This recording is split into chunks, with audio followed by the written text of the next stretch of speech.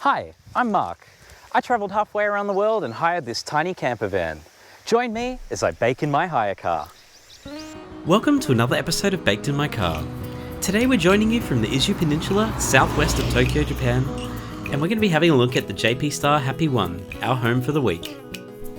This tiny little camper van is sold by JP STAR, an RV company based out of Aichi Prefecture in Japan. It's based off a Daihatsu HiJet, and because it's based on a K-truck, it's got 660 cc's of 3-cylinder Fury. It may look compact, but there's a lot of camper van in there. Come on in, I'll show you around.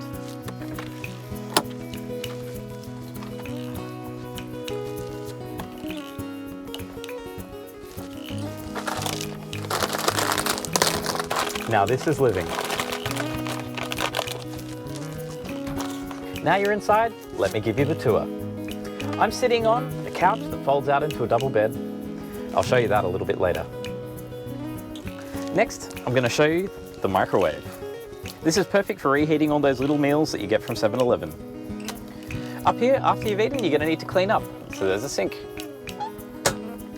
Then we've got a TV, an air conditioner, and more storage above your head than you can poke a stick at. Near the front door, there's this tiny little fridge freezer. We found it was a bit small, but it was good for a few drinks. There's a max fan on the roof, that means you can ventilate even when it's raining. And there's this small table that slides into a track under the bench, giving you somewhere to eat. Campervanning in Japan is very different to Australia. You're legally allowed to stay in lots of 24-hour car parks or roadside stations called Michi no Eki. We stayed one night at this great little spot overlooking Mount Fuji. Now let me show you how the beds work. The lower bed involves turning the couch into a double bed. This whole process was super easy, involving sliding out the drawer and folding down the cushions. Once you're all done, you had a space about the same size as the double bed.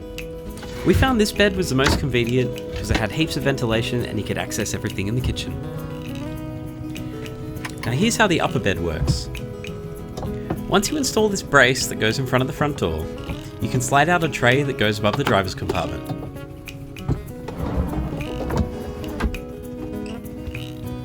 Once that's done, slide out the extra mattress. And now we're sleeping on the mezzanine.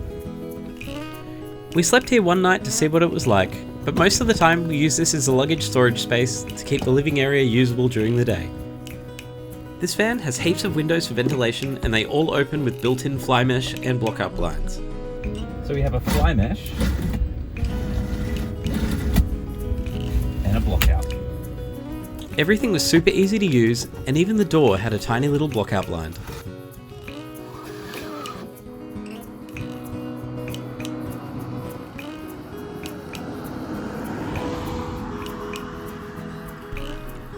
Now let's have a look at the systems in the van.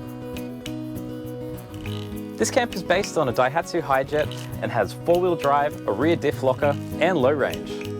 I'm in love.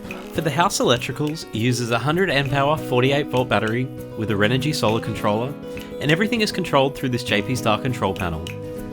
110 volts is supplied by this 1500 watt inverter. Under the sink, there's a water tank and a 15 litre grey water tank under the car. Now let's check out some of the sights we saw while we had the van. We drove through Shibuya Scramble, one of the world's busiest intersections. We ate lots and lots and lots of delicious food. We got to see some amazing views, and we even got to see Mount Fuji with no clouds.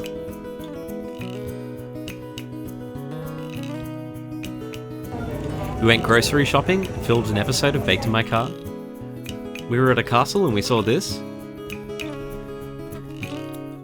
We rented a swan boat with a top hat at Hakone and saw this. And then we rode some terrifying roller coasters at Fujiku theme park. And after conquering the roller coasters, we climbed Mount Fuji using the Yoshida Trail. There was a whole lot of rain at the top, but we still had a great time. And there's a few of the things we did while we had our van in Japan. And there you have it, a Japan adventure in a tiny little camper van. Thank you for watching Baked in My Car. Make sure to like and subscribe and to follow us on Instagram at Baked in My Car.